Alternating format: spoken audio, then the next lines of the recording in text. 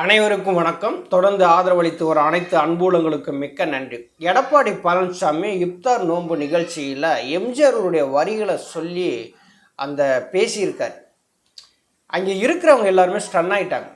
மனுஷன் கம்மா full stop மாறாமல் இப்படி பேசுகிறாரப்பா அப்படின்ட்டு. அவங்களுக்கு ஒரு சிலருக்கு ஆச்சரியமும் வந்திருக்கு. கம்பராமாயணத்தை எழுதின ஒரு சேக்கிலார்னு சொன்ன ஒரு இந்த அளவுக்கு பேசுகிறார் அப்படின்னா எப்படியா அப்படின்னு சொல்லி ரொம்ப ஆச்சரியமாக பார்க்க ஆரம்பிச்சிட்டாங்க. ஆனால் அது இன்னொருத்தர் எழுதி கொடுக்க எடப்பாடி பழனிசாமி பேசியிருக்கார். அதில் என்ன குறிப்பிட்டு பேசியிருக்கார் அப்படின்னா, என்னை நம்பாமல் கெட்டவர்கள் பல பேர் இருக்கலாம், நம்பி கெட்டவர்கள் யாருமே கிடையாது. நான் பதவிக்காக அரசியலுக்கு வந்தவன் அல்ல, நான் மக்கள் தொண்டாட்ட அரசியலுக்கு வந்திருக்கிறேன்.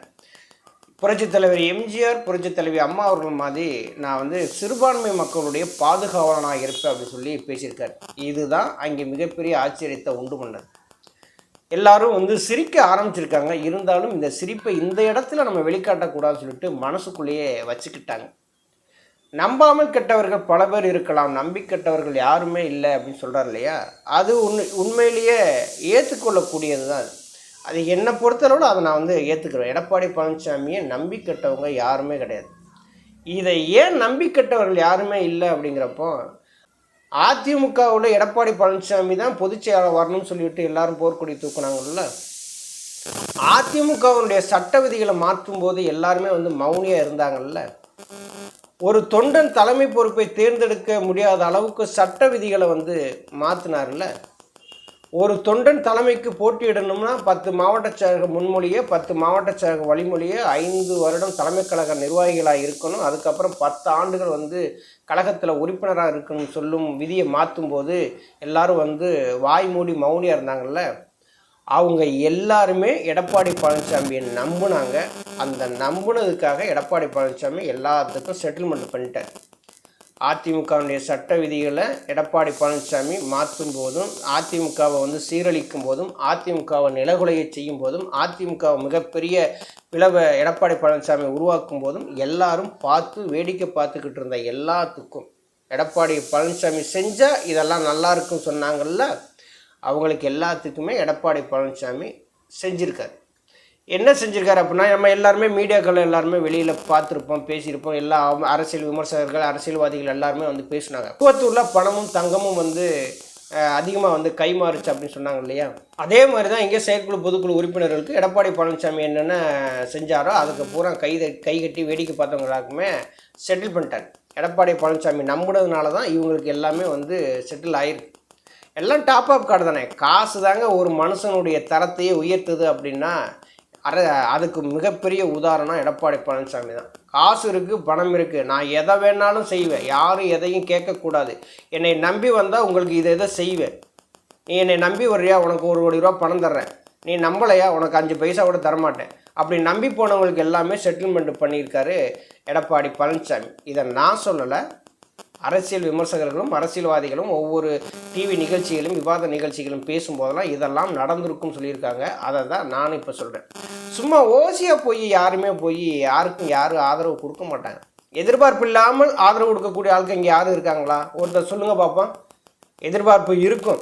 எடப்பாடி பழனிசாமி இந்த சட்ட விதிகளை மாற்றுறாரு அப்படின்னா நமக்கு என்ன தருவார் அப்படிங்கிற ஒரு கேள்வியில் தான் எல்லாருமே இருப்பாங்க. அதுக்கு எல்லாத்துக்கும் கொடுத்துருப்பார்.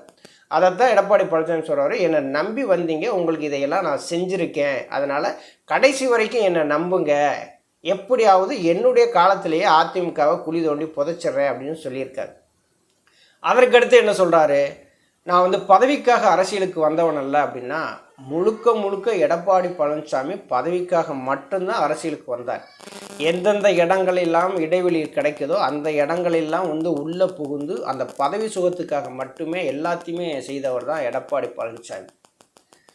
கூவத்தூரில் மிகப்பெரிய அளவில் பணங்களும் தங்கங்களும் கைமாறு நடங்கிறதா சொன்னாங்க. அந்த இடத்துல எடப்பாடி பழனிசாமி தான் இதையெல்லாம் கொடுக்கக்கூடிய தகுதியான ஆளுன்னு சொல்லி அந்த பதவியை வாங்கிறதுக்காக எல்லா எம்எல்ஏக்களுக்கும் செட்டில்மெண்ட் பண்ணதாக ஒரு தகவல் இருக்கு இல்லையா. அப்போ அந்த பதவிக்காகத்தானே எல்லாமே பண்ணியிருக்காரு. அந்த பதவிக்காகத்தான் சசிகலா அவர்களே தூரத்து போடுறாரு. யாருன்னு கேட்குறாரு. முதலமைச்சர் பதவியில் நம்ம நீண்ட நாள் நீடிக்கணும் அப்படிங்கிறதுக்காகத்தான் தங்கமணி வேலுமணி அவர்கள் ஐயா ஓபிஎஸ் அவர்கள் வீட்டுக்கு அனுப்பி சமாதானப்படுத்தி கட்சியை ஒருங்கிணைச்சிடணும்னு சொல்லிவிட்டு ஐயா ஓபிஎஸ் அவர்கள் கூப்பிட்றாங்க. டிடிவி தினகரன் வந்து 18 எம்எல்ஏக்களை கூட்டிகிட்டு போயிட்டாரு, நம்ம ஆட்சியை தக்க வைக்கணும், நம்ம வந்து முதலமைச்சராக இருக்கணுங்கிறதுக்காக, அந்த பதவிக்காகத்தான் ஐயா ஓபிஎஸ் அவர்களுடைய காலில் விழுந்தார் எடப்பாடி பழனிசாமி. இவராக மக்கள் தொண்டாட்டம் வந்தார். கடைசியாக கூட என்ன நடந்தது? அந்த ஒற்றை தலைமை, அந்த பொதுச் செயலாளர் பதவியை அடைகிறதுக்கு, அந்த பொதுச் செயலாளர் என்கிற பதவியை அடைவதற்கு புரட்சித் தலைவி அம்மா அவர்களுக்கு துரோகம் செஞ்சவர் தானே எடப்பாடி பழனிசாமி.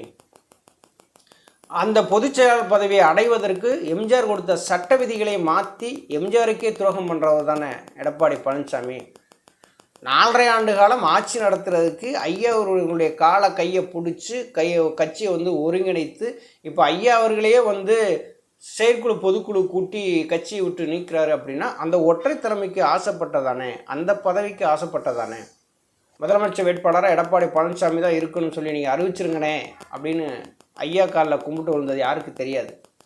மொத்தத்தில் எடப்பாடி பழனிசாமி பதவிக்காக எதை வேணாலும் செய்வார்.